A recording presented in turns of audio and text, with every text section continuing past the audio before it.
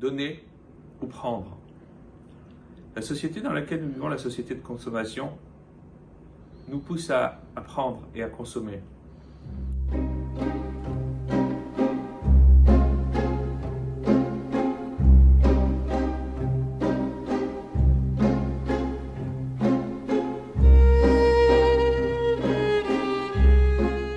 Le don est devenu une espèce rare, quelque chose qui n'est pas normal pour le commun des mortels.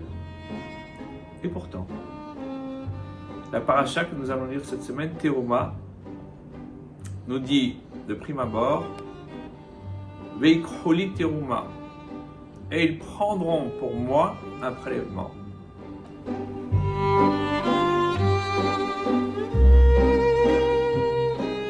Le Tserorama nous fait remarquer que la formulation n'est pas exacte de prime abord. On aurait dû dire, et ils donneront. Ils vont faire un don. Pourquoi est-ce que la Torah dit, ils prendront? Pour nous faire prendre conscience du fait que, en vérité,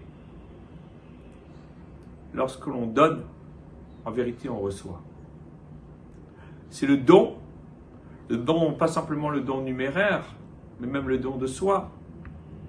Le service que l'on rend à autrui, sans rien attendre en retour, c'est là qui nous permet de réellement recevoir de la satisfaction. Et c'est ce que la Torah a voulu nous dire. Tout appartient à Hachem, tout provient de lui. Il nous demande de donner de notre être, donner des biens matériels qu'il a mis à notre disposition, donner de notre temps, de notre esprit, pour autrui, pour construire une société qui soit plus solidaire. Et que grâce à cela, en vérité, on recevra au quintuple. C'est cela la leçon que la Torah a voulu nous apprendre par cette formulation qui paraît anodine. Veikhroli teruma, ils prendront pour moi un prélèvement. Non. Grâce à ce prélèvement qu'ils vont effectuer, ils vont en réalité recevoir des bienfaits de manière décuplée. Et souvent, cette paracha de Teruma est couplée avec la paracha de Zachor. Zachor, qui est toujours lu le Shabbat qui précède Purim, pour nous rappeler que Amalek, cet ennemi immémorial d'Israël, est là, il est aux portes. Mais pas simplement aux portes physiques de notre être, il est aux portes aussi de notre spiritualité. La société de consommation dans laquelle nous vivons, qui nous désapprend ou qui tente de nous éloigner des valeurs de la Torah, c'est ça aussi Amalek. C'est aussi cet Amalek-là qui est sans doute plus pernicieux qu'un Amalek physique qu'il faut extirper de notre cœur.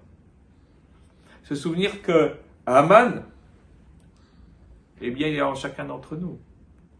Et que c'est par l'accomplissement, la compréhension sincère des lois de la Torah, des commandements voulus par Hachem, non seulement vis-à-vis de lui, mais vis-à-vis de notre prochain, que nous serons capables d'extirper à Amalek.